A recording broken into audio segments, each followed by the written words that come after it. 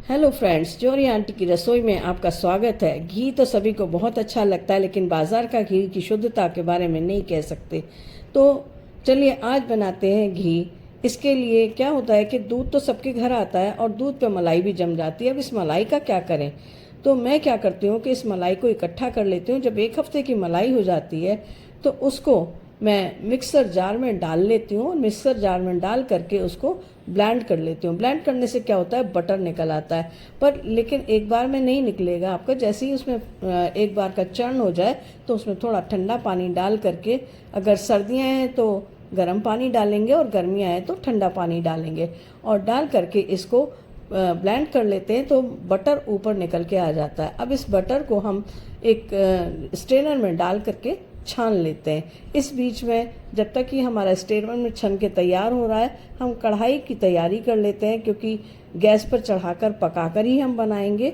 तो कढ़ाई की तैयारी करने के लिए मैंने कढ़ाई ली है, और जिस भी कढ़ाई में बनाना है वो कढ़ाई आप ले लेंगे। उसमें पानी डाल देते हैं। उससे क्या होता है, घी नीचे नहीं जमता है। जो उसका घी में फोक बच जाता है वो नीचे जमता नहीं है। उसको अच्छी तरह से चारों तरफ घुमाते हुए पानी को, पूरी कढ़ाई को गीला कर लेंगे।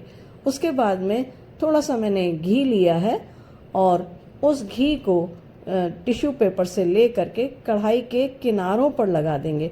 इससे क्या होगा, उबल करके जब भी उफान आएगा तो ये गिरेगा नहीं। ये आप दूध के साथ भी कर सकते हैं। दूध अक्सर क्या होता है, उफन के निकल जाता है, और या फिर नीचे आपके भगोने में मलाई सी जम जाती है, नीचे जम जाता है, जल जाता है। तो अगर आप पानी से उसको भगोने को गीला कर लेंगे पहले, और फिर ऊपर से किनारे पे थोड़ा सा घी या चिकनाई लगा देंगे, तो उससे क्या होता है, दूध उफनता नहीं है और आप आराम से और काम इतने बीच में कर सकते हैं। अब जब ये मैंने स्ट्रेनर से छान करके तैयार कर लिया बटर, तो इसमें ठंडा पानी डाल रहे। ध्यान रहे कि बिल्कुल चिल्ड वाटर डालना है, चाहे आपका सर्दियां हो चाहे गर्मियां हो। और इसको अच्छी तरीके से बटर को धो लेते हैं पलट पलट करके, और निचोड़ करके फिर हम अपने कढ़ाई जो हमने तैयार करके और गैस पे चढ़ा दी है उस पर ये डाल देते हैं। हम सारा बटर जो हमारा तैयार हो गया है उसको डाल देते हैं। जब कढ़ाई में सारा बटर हमारा इकट्ठा हो जाता है तब नीचे से गैस जलाते हैं, और गैस को ध्यान रहे कि पूरे टाइम हम मीडियम पर ही रखेंगे। बहुत तेज़ गैस पर नहीं रखेंगे, नहीं तो वैसे तो ये उफनेगा नहीं, लेकिन फिर भी उफनने का डर रहता है। आप बाद में कहीं रूम में जाके दूसरा काम कर सकते हैं या और अपने खाने की तैयारी कर सकते हैं। ये नहीं कि आपको इसी के लिए खड़े रहना है या बैठना है। जब इसमें खोया होता है वो अगर ब्राउन ब्राउन सा होने लग जाए तो पक गया है, इसका मतलब आपका घी पक कर के तैयार हो गया है। अब एक बर्तन जिसमें आपको घी करना है वो ले लेंगे, और मलमल का कपड़ा डाल करके उसके ऊपर इस घी को छान लेते हैं।